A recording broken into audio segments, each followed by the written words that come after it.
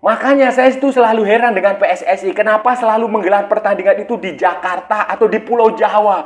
Padahal saudara-saudara, Cina ini nanti menggelar pertandingan lawan Indonesia itu di kota yang jauh sekali dari Beijing. Jauh sekali dari Shanghai. Kenapa kita tidak membalasnya misalnya dengan menggelar pertandingan yang jauh sekali dari Jakarta? Misalnya di Jayapura atau di Manokwari atau di mana? Kupang. Kan negara kita luas. Halo saudara-saudara, jumpa lagi dengan komentator gadungan di sini. Dengan komentator yang gadungan. Seperti biasa saudara-saudara, seperti biasa. Kalau kita sudah bertemu, pasti akan ada yang kita bicarakan. Akan ada yang kita perbincangkan, kita ulas, kita analisis, kita bacotin, kita cangkeman, kita cakap, kita gibahin tentang sepak bola di seputaran Asia Tenggara, di negara-negara tetangga, negara-negara jiran, negara-negara sahabat, negara-negara serumpun, Indonesia, Malaysia, Thailand, Vietnam, Laos, Myanmar, Kamboja, Brunei Darussalam, Filipina, Singapura, Timor Leste, Australia, Wakanda, Konoha, negara api, negara angin, negara air, negara dongeng, dan sekitarnya. Semua akan kita bicarakan secara fair, secara jujur, secara adil, tanpa muatan politik, tanpa kebencian, tanpa hoax, saudara-saudara. Semuanya berdasarkan fakta dan bukan klaim semata, saudara-saudara, baik yang sudah lama maupun yang terkini. Bebas, saudara-saudara, bebas, bebas, bebas. Yang penting, sopan. Begini saudara-saudara, jadi begini, ini ada kabar buruk bagi tim nasional Indonesia yang akan bertanding di kualifikasi Piala Dunia 2026 di putaran ketiga, saudara-saudara, di zona Asia di putaran ketiga. Ini ada kabar buruk, saudara-saudara, khususnya terkait jadwal pertandingan. Jadwal pertandingan di bulan Oktober. Di bulan Oktober 2 pertandingan away, saudara-saudara. Saya nggak tahu ini yang ngatur jadwalnya siapa. Tapi faktanya ini kabar buruk sekali, saudara. Buruk sekali ini akan bisa berpengaruh banyak, saudara-saudara, terhadap hasil pertandingan, terhadap fisik pemain, terhadap ya semua itu berpengaruh. Kenapa? Karena begini, pada bulan September itu kan kita akan menjalani pertandingan pertama itu tanggal 5 September itu melawan Arab Saudi di Jeddah. Kemudian tanggal 10 September kita akan menjalani pertandingan kandang di Surabaya. Jadi setelah away kita home. Selisihnya cuma 5 hari kan, saudara-saudara, kan 5 hari. Dan penerbangan dari Arab Saudi ke Surabaya kan itu gampang sekali. Nah, itu tidak masalah, saudara-saudara, tidak masalah. Waktu 5 hari cukuplah. Kita gunakan penerbangan umum juga, pesawat dari Indonesia langsung ke Saudi juga banyak, saudara-saudara. Ada Garuda, ada Saudi Airlines atau apa, ada Emirates, macam-macam, itu banyak sekali. Kemudian saudara-saudara, nah masalahnya ini nanti ada di bulan Oktober, saudara-saudara. Di bulan Oktober itu, saudara-saudara, tanggal 10 Oktober itu kita akan away, tandang ke Bahrain, ke Almanama, ke Rifa, kotanya namanya Rifa, itu di Bahrain sana. Kemudian tanggal 10 itu kan, tanggal 15 Oktober, saudara-saudara, kita akan away ke Cina. Kita akan langsung dari Bahrain, kita akan terbang ke Cina. Nah, masalah lagi berikutnya. Cina ini, saudara-saudara, di Cina ini pertandingannya tidak digelar di kota besarnya.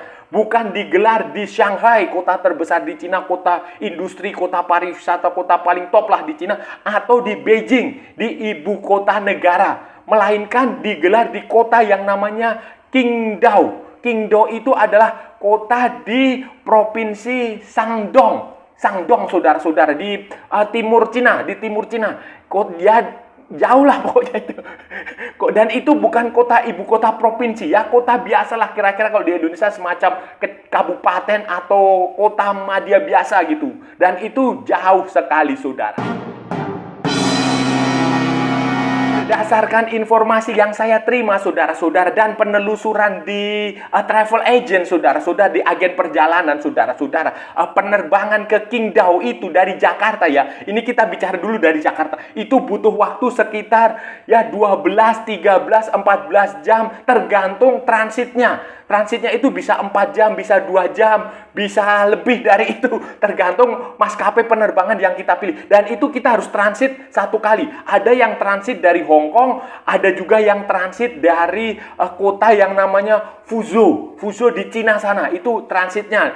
Ada juga yang transit di Beijing, kalau Beijing atau Shanghai gitu saudara-saudara. Itu kemudian, tiket perjalanannya aja sekitar satu kali untuk perjalanan ini dari Jakarta itu sekitar antara 2,5 juta sampai 3,5 juta. Tergantung maskapai yang Anda pilih, tergantung seasonnya. Apakah itu di hari di hari yang sibuk atau tidak, hari yang penuh perjalanan atau tidak, itu di kelas ekonomi ya, itu di kelas ekonomi. Nah, masalahnya kan begini. Masalahnya tim nasional Indonesia itu tidak terbang dari Jakarta. Mereka akan terbang dari Bahrain. Bagaimana kalau dia terbang dari Bahrain, saudara-saudara? Berdasarkan informasi yang saya terima dan penelusuran saya dari travel agent, saudara-saudara, kalau tim nasional Indonesia itu terbang dari Bahrain langsung ke Cina, itu membutuhkan waktu sekitar 38 sampai 42 jam. Sekali lagi tergantung maskapai penerbangannya. Kemudian waktu transitnya itu mereka membutuhkan 2 kali transit. Ada yang transit transit pertama tentu saja di Dubai, dari Bahrain ke Dubai. Kemudian dari Dubai ke Hong Kong. Dari Dubai ke Hong Kong baru ke Qingdao, saudara-saudara. Itu butuh waktu 38, kemudian 48 jam, 42 jam. Itu waktu yang cukup lama sekali, saudara-saudara. Mengatasi hal ini, saudara-saudara, PSSI dan tim pelatih itu harus mengantisipasinya jauh-jauh hari. Jauh-jauh, karena ini tidak masuk akal, tidak logis, dan ini sudah pasti akan menguras fisik. Pemain akan capek di perjalanan, saudara-saudara, akan lelah ketika transit, mengurus bagasi, macam-macam lah. Ini faktor non teknis ini akan sangat berpengaruh sekali dalam pertandingan melawan Cina dan melawan Bahrain. Kalau melawan Bahrain nggak masalah karena berangkatnya dari Jakarta kan, kondisinya fresh. Tetapi kalau dari Bahrain ke Cina ini, ini yang saya nggak tahu ya, siapa yang menyusun jadwal itu, siapa? Apakah PSSI, apakah FIFA, apakah PSSI nggak bisa ngelobi atau gimana, saya nggak tahu. Tetapi itu faktanya memang jadwalnya sangat merugikan dan itu berpengaruh besar kepada fisik pemain. Fisik tentu saja, saudara-saudara, bayangin perjalanan pesawat 30 jam, 40 jam. Itu kan luar biasa. Luar biasa. Walaupun di kelas bisnis sekalipun, walaupun naiknya Emirates Airlines, tapi kayaknya nggak ada Emirates, sudah adanya Cathay Pacific, terus sama maskapai dari Cina apa gitu. Itu kan solusinya, saudara, salah satu solusi yang bisa ditempuh adalah menggunakan pesawat charter, pesawat sewa pesawat. Apakah itu menyewa Garuda Indonesia atau menggunakan pesawat kepresidenan Indonesia. Itu solusinya. Solusi yang paling masuk akal adalah dengan pesawat charter yang memang biayanya akan jauh lebih mahal. Akan jauh lebih mengeluarkan duit, tetapi kan sepadan, saudara-saudara. Pemain bisa beristirahat total di situ dan perjalanannya juga akan jauh lebih singkat. Tidak perlu transit yang terlalu lama. Transitnya paling sejam, setengah jam untuk mengisi bahan bakar di bandara-bandara yang sudah ditetapkan. Itu saja. Jadi itu solusi yang bisa diambil. Kalau menggunakan pesawat komersial ya tentu saja itu bukan solusi karena itu terlalu beresiko, karena faktor non teknis, faktor fisik itu akan lelah. Karena perjalanan misalnya ya ini pertandingan tanggal 15 lawan Cina, sementara pertandingan tanggal 10 lawan Bahrain, otomatis kan perginya itu kalau nggak 10 setelah pertandingan kan nggak mungkin, pasti kan pertandingannya malam, kemungkinan baru tanggal 11 pagi. Kalau 2 hari ya nanti tanggal 13 baru nyampe, saudara-saudara, ke Cina. 13 istirahat, 14 latihan, 15 bertanding.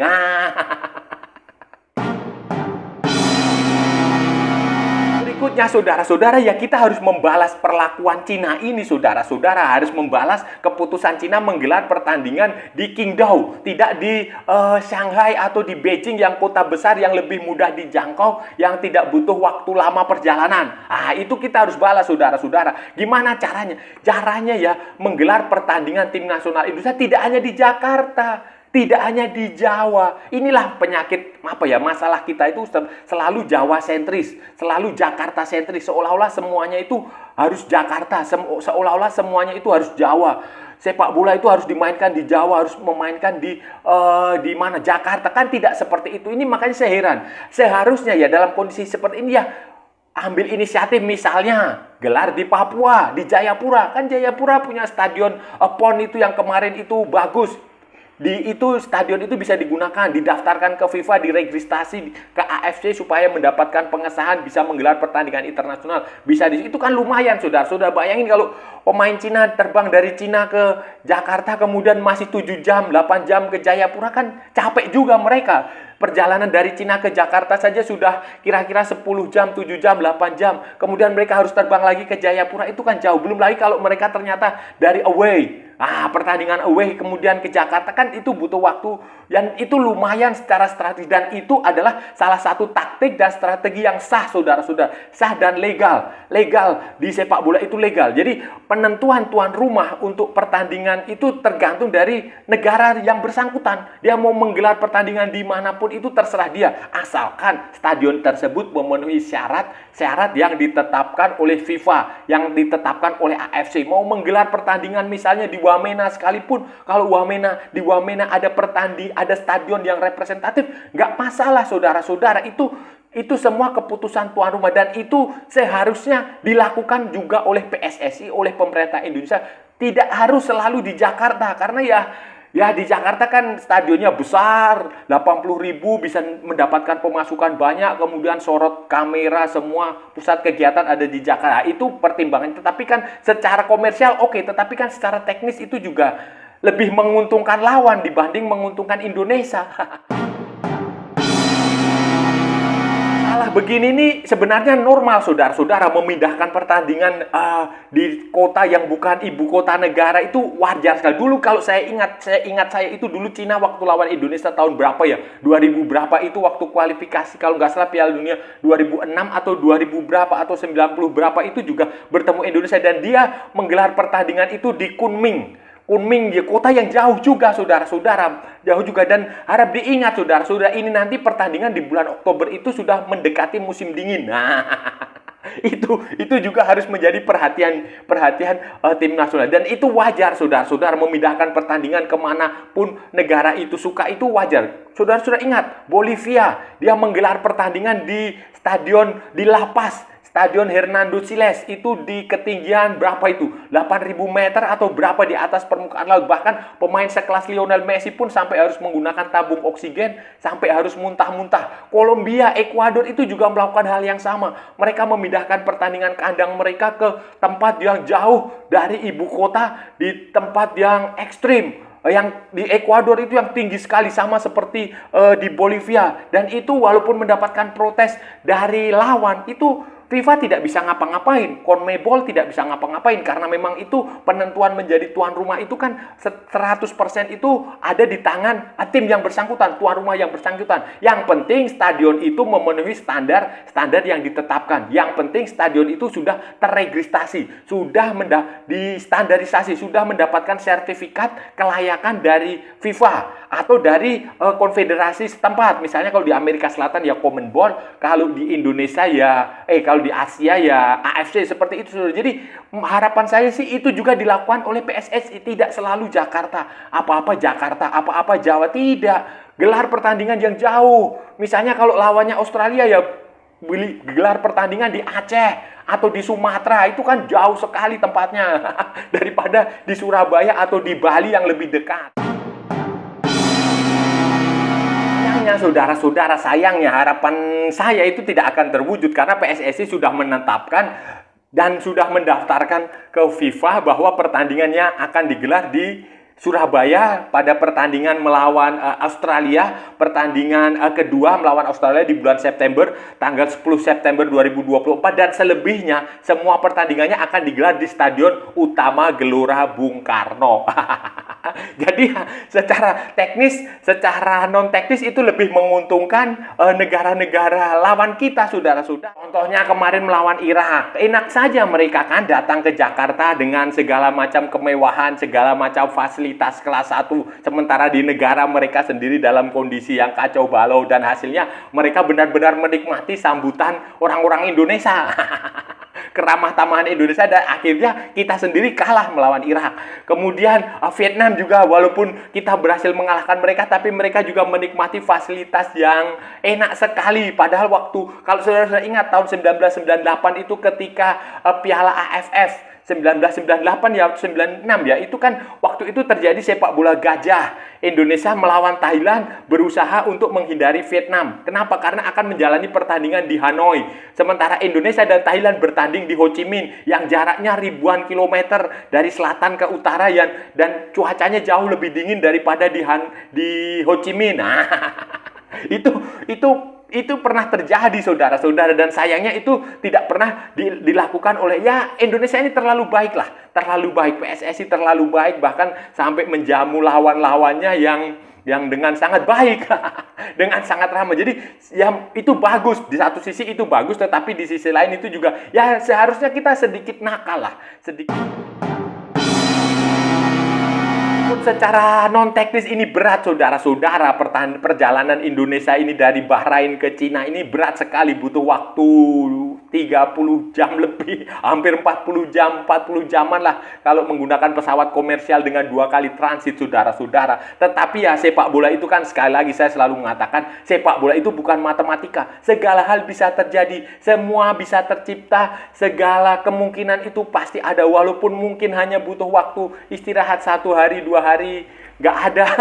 Tetapi segala sesuatunya bisa terjadi. Semuanya bisa terjadi, saudara-saudara. Semuanya bisa terjadi. Keajaiban bisa saja tercipta. Indonesia bisa saja mengalahkan Bahrain di waktu tandang, bisa juga mengalahkan Cina waktu tandang, karena Sintayong sendiri sudah mengatakan target dia paling realistis adalah berebut di posisi keempat atau ketiga. Itu Sintayong mengatakan itu, saudara-saudara, bukan saya. Jadi untuk posisi pertama, kedua dia yakin itu akan menjadi milik Jepang dan Australia, sehingga tim lain itu hanya akan bertanding di posisi keempat. Ketiga kemungkinan besar itu Arab Saudi. Jadi tim lain itu kemungkinan paling besar menurut Sintayong itu hanya akan berjuang untuk posisi keempat, dan itu menjadi target yang paling realistis. Target paling. Nah, saudara-saudara, itu tadi pembahasan kita kali ini, saudara-saudara. Kita sudah bicara panjang lebar dari A sampai Z, dari barat sampai ke timur, dari utara sampai ke selatan, dari Sabang sampai Merauke, dari Pulau Rote sampai Pulau Miangas. Kita tadi sudah membicarakan jadwal pertandingan tim nasional Indonesia senior di kualifikasi Piala Dunia Piala Dunia 2026 putaran ketiga, saudara-saudara, yang tidak menguntungkan, saudara-saudara, tidak menguntungkan Indonesia, dan ini akan sangat berbahaya, menguras fisik, menguras energi, saudara-saudara, khususnya ketika kita menjalani pertandingan tandang pada bulan Oktober, saudara-saudara. Bulan September itu kan kita akan melawan Saudi Arabia, kemudian melawan Australia, jadi away baru home. Sementara di bulan Oktober itu, saudara-saudara, di bulan Oktober itu kita akan 2 kali away. Tanggal 10 Oktober kita akan away di Bahrain, dan tanggal 15 Oktober kita akan away di Cina. Masalahnya, saudara-saudara, pertandingan di Cina nanti, melawan Cina nanti, tidak akan digelar di kota besarnya yang mudah transportasi dan aksesnya gampang. Tidak digelar di Shanghai, kota terbesar di Cina, atau di Beijing, di ibu kotanya, tetapi di kota yang namanya Qingdao. Qingdao itu kota di provinsi Shandong, dan itu bukan ibu kota provinsinya. Itu masih kota lain lah, walaupun itu kota cukup besar di Cina ya, walaupun kalau dibandingkan kota di Indonesia ya itu kota besar, tetapi kalau di Cina ya itu kota biasa-biasa ya, mungkin seperti seperti Boyolali, atau seperti Wonogiri, atau seperti saya nggak tahu, pokoknya itu bukan kota di ibu kota provinsi lah. Dan itu juga perjalanannya kalau dari Jakarta aja itu butuh sekitar 12 jam dengan 1 kali transit penerbangan. Transitnya pun bisa 4 jam. Bayangin saudara-saudara, jauh sementara nanti ini masalah lainnya adalah tim nasional Indonesia itu nanti harus terbang dari Bahrain, dari Manama, dari Rifa, dari Bahrain International Airport langsung ke Cina, dan itu membutuhkan transit kira-kira 2 kali transit dengan dengan total perjalanan itu bisa sampai 38 jam, saudara-saudara. Bisa sampai 38 jam, 2 kali transit di Dubai, kemudian nanti transit lagi di Hong Kong. Jadi ini perjalanan yang berliku dan itu harus diwaspadailah. Sementara jarak pertandingannya itu hanya 5 hari, saudara-saudara. 5 hari dengan perjalanan 38 sampai 42 jam. Bayanginlah saudara-saudara capeknya seperti apa. Jadi ini harus diantisipasi, dipikirkan matang-matang. Kalau perlu ya nggak usah menggunakan pesawat umum. Kalau bisa menggunakan pesawat charter, Garuda Indonesia kah atau apakah. Kalau perlu menggunakan pesawat kepresidenan. Itu jauh lebih penting supaya para pemain itu tidak capek, tidak lelah, tidak habis tenaganya ketika nanti pertandingan melawan Cina setelah dari pertandingan melawan Bahrain, saudara-saudara.